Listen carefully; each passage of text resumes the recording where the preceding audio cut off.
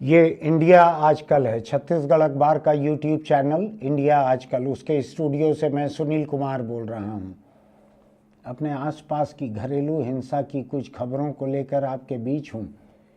हर खबर को पढ़कर जिसको इंसानियत कहा जाता है उस पर से भरोसा थोड़ा सा उठ रहा है। परिवार नाम की संस्था से भी भरोसा उठ रहा है कि परिवार के भीतर इस दर्जे की ऐसी हिंसा कैसे हो सकती है। एक एक घटना ऐसी है जिससे दिल दहल जा रहा है।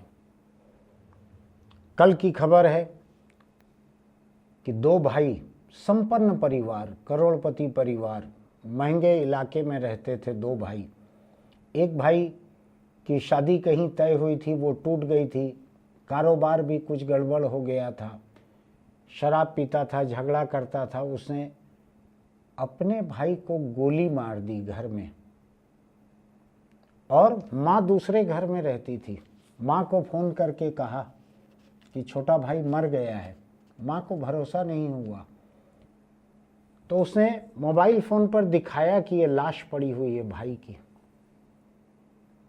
इसके बाद पुलिस को खबर की माँ ने, तो आके पुलिस ने लाश बरामद की। गिरफ्तार हो गया है शायद भाई, बड़ा भाई। उसके बाद पुलिस ने आकर लाश बरामद की। मोबाइल फ़ोन के लोकेशन के आधार पर उस भाई को गिरफ्तार किया गया। करोड़पति परिवार, ड्रोन बनाने का कारोबार था, एक उद्योग था बनाने का। उसमें भाई ने भाई को ऐसे मार डाला। एक महंगी कॉलोनी में रहते थे ये, कोई कमी नहीं थी। उस महिला का सोचिए, एक बेटा मारा गया, दूसरा बेटा जेल चले गया। वहाँ 5-10 साल से पहले निकलना नहीं है उसको। क्या हालत हुई होगी माँ की, ये सोचिए। घर पूरा का पूरा सूना हो गया, दोनों बेटे खत्म हो गए। ये परिवार के भीतर की हिंसा है। मैं इस तरह की कुछ और घटनाओं को लेकर आपके बीच हूँ। एक दूसरी घटना और दिल दहलाने वाली है। वो ये है कि एक परिवार में भाई बहन के बीच में कुछ झगड़ा चल रहा था संपत्ति के बंटवारे का। पिता की छोड़ी हुई संपत्ति के बंटवारे में झगड़ा चल रहा था। बहन ने हक मांग लिया। ये जुर्म तो है ही सामाजिक रूप से। अगर लड़की बाप की जायदाद में हक मांगती है तो जुर्म तो है सामाजिक पैमाने पर। भाई ने उसका कत्ल कर दिया। कत्ल करने तक तो ठीक है। कत्ल करने के पहले उसने अपनी बहन के साथ, जिसको अखबारी जुबान में दुष्कर्म लिखा जाता है, मतलब उसका रेप होता है, अपनी बहन के साथ रेप किया और उसको मार डाला। संपत्ति के विवाद में बहन को मार डालना तक तो ठीक था, लेकिन मारने के पहले उसके साथ रेप करना, इसको क्या कहा जाए। ये दो तरह की चीज है कि घर के भीतर हिंसा में एक कत्ल हो गया, और दूसरा भारत में जिस रिश्ते में राखी बांधी जाती है उस रिश्ते में ऐसी गद्दारी की गई। भाई अगर बहन से बलात्कार करे तो दुनिया में अब भरोसा और किसके ऊपर बचेगा लोगों का। ये तो राखी बांधने और बंधवाने वाले लोग जो हैं, इनके बीच रिश्ता बड़ा पवित्र माना जाता है। जहाँ कोई रक्त संबंध नहीं है, एक परिवार के नहीं है, तो भी लोग जिंदगी भर निभाते हैं ऐसा संबंध। ये दूसरी घटना दिल दहलाती है, जो बहन ने हिस्सा मांगा जायदाद में, उसके साथ रेप करके उसको मार डाला। थोड़ा सोच के देखिएगा, इस घटना की हिंसा को जरा दिल में बैठने दीजिएगा और सोचिएगा परिवार व्यवस्था जा कहाँ रही है। एक घटना और, ये तीसरी घटना भी इसी प्रदेश है, छत्तीसगढ़ की है तीसरी घटना।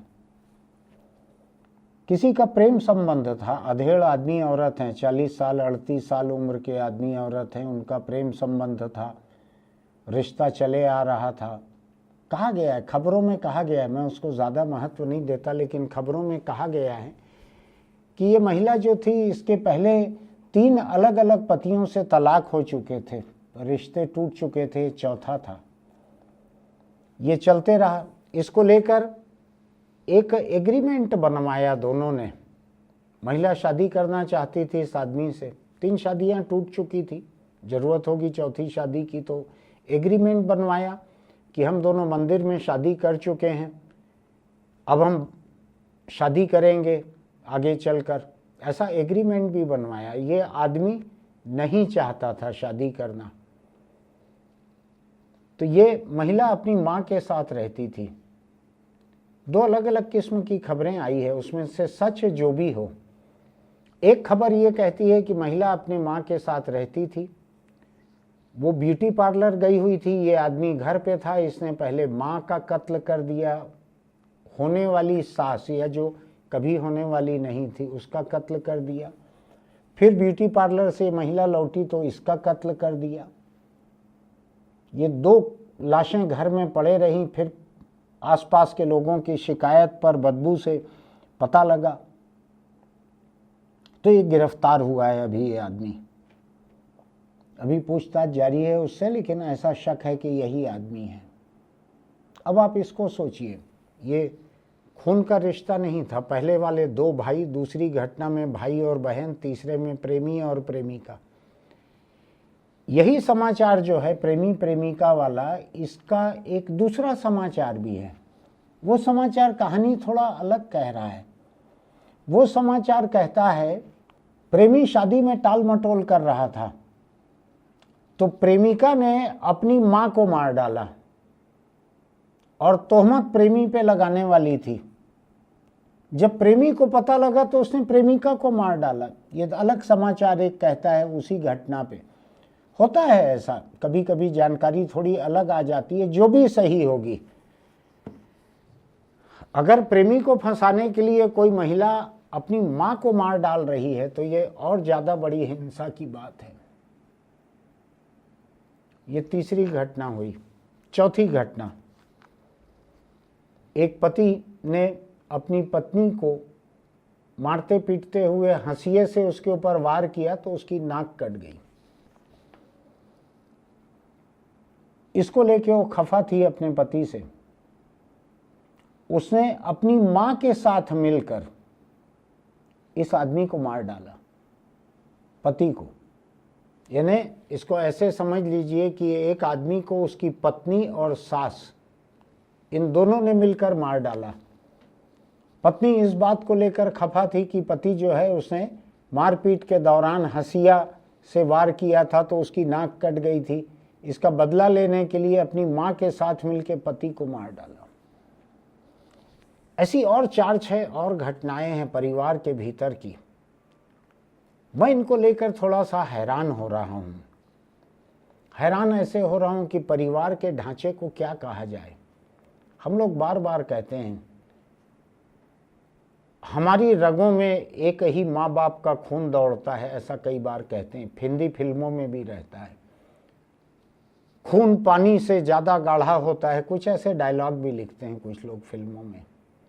मैं समझना चाहता हूँ कि ये क्या है। ये इसमें कम से कम 2 घटनाएं तो ऐसी हैं जो भाई भाई या भाई बहन के बीच हुई हैं।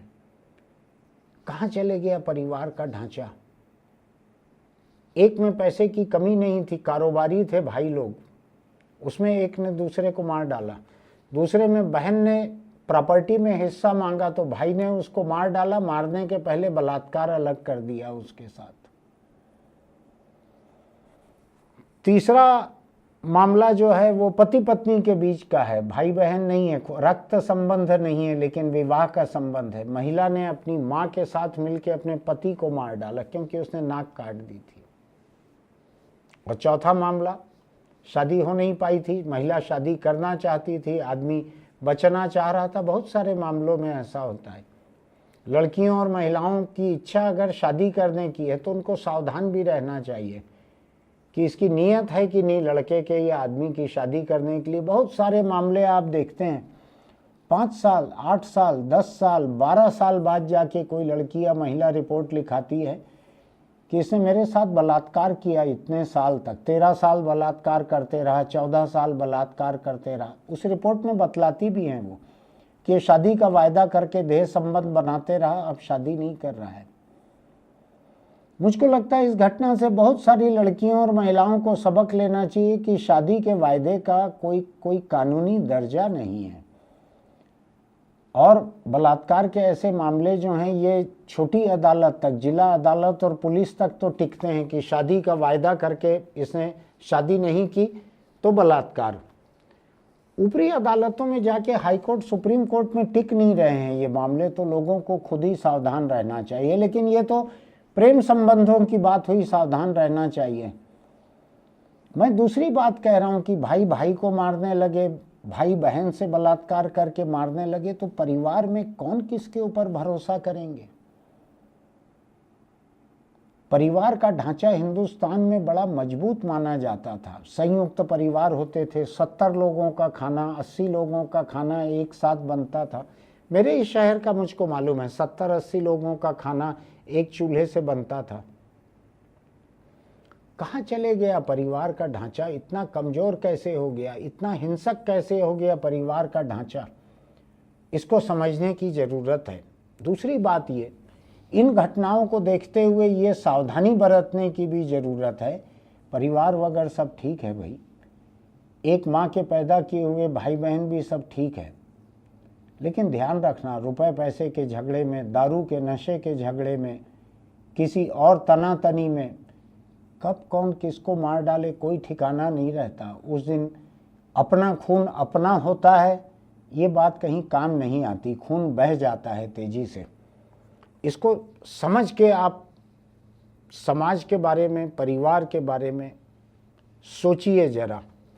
ये भी समझने की ज़रूरत है कि हर किसी को, हर परिवार को कितना सावधान रहना चाहिए, कैसे सावधान रहे, क्या करे।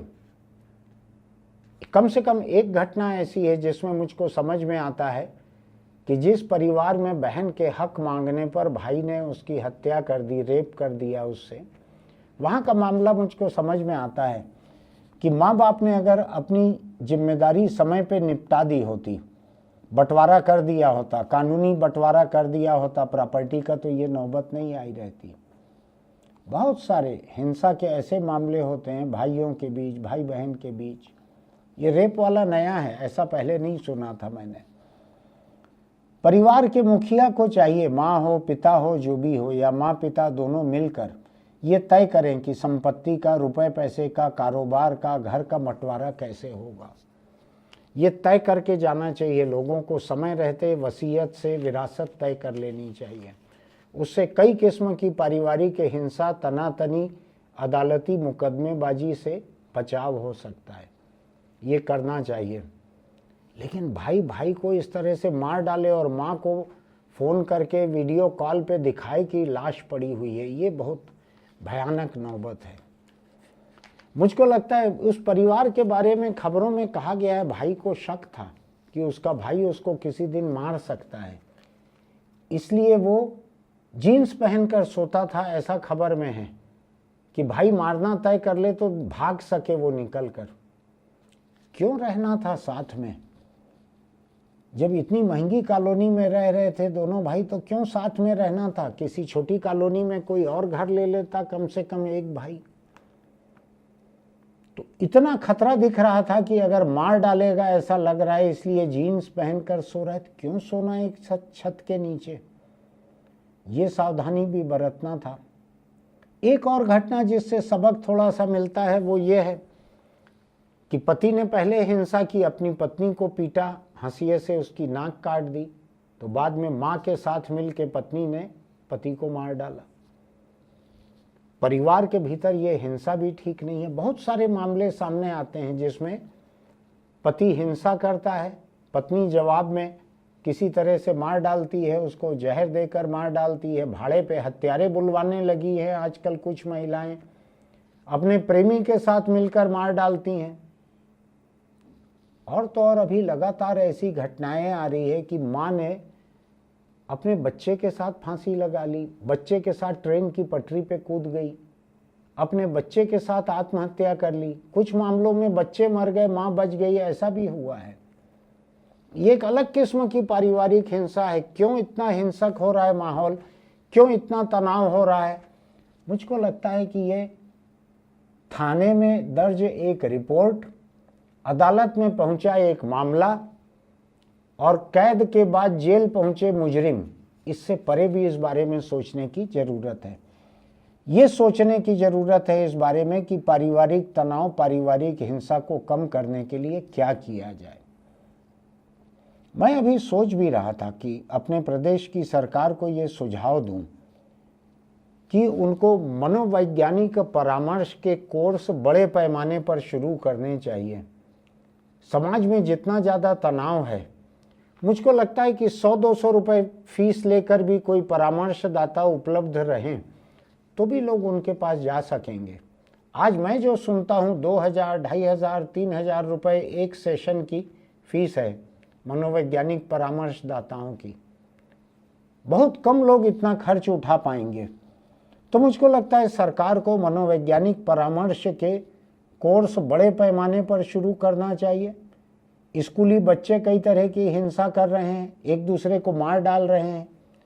स्कूलों में भी तैनात करना चाहिए ऐसे परामर्शदाता। समाज के भीतर भी उपलब्ध कराना चाहिए बहुत मामूली सी फीस लेकर। सरकार कुछ तनख्वाह दे, कुछ थोड़ी सी फीस ले लें वो। हर जिला अस्पताल, हर प्राइमरी हेल्थ सेंटर में ऐसे लोग रहें, बड़े स्कूल कॉलेज के बीच में ऐसे लोग रहें। मुझको ऐसा लगता है कि जिस दर्जे की पारिवारिक हिंसा हो रही है उससे बचने के लिए कई तरह की कोशिश करनी पड़ेगी। परिवार को खुद सावधान रहना पड़ेगा। इसके साथ साथ एक परामर्श की ज़रूरत भी पड़ेगी जो कि परामर्शदाता आज उपलब्ध नहीं है।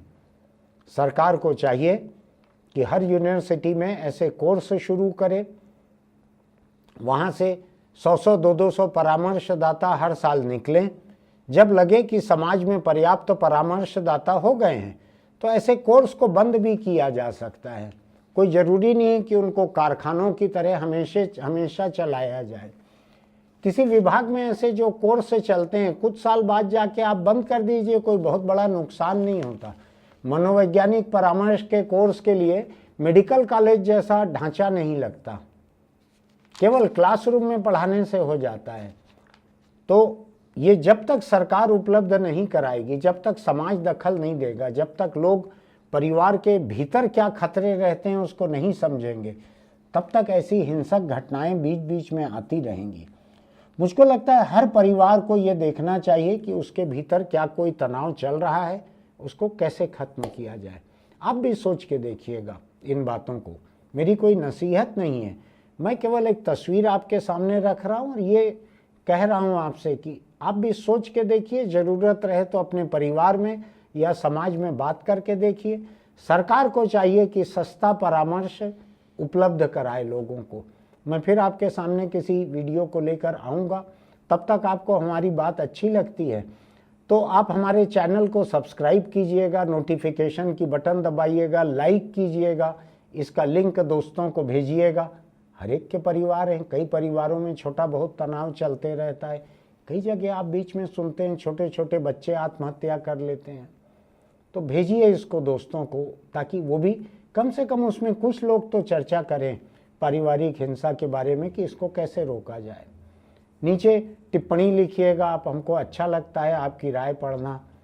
और हाँ, चलते चलते एक चीज़, अगर आप दुपहिए पर चलते हैं, चला रहे हों या पीछे बैठे रहें तो हेलमेट लगा कर रखिए। हम रोज़ ऐसे एक्सीडेंट देख रहे हैं, रोज़ हमारे प्रदेश में रोज़ लोग मारे जा रहे हैं सड़कों पे, दुपहिया चलाने वाले, उसमें बैठने वाले जिन्होंने हेलमेट नहीं लगाया था। ऐसा मत कीजिए। अपने बच्चों का ख्याल रखिए, परिवार का ख्याल रखिए।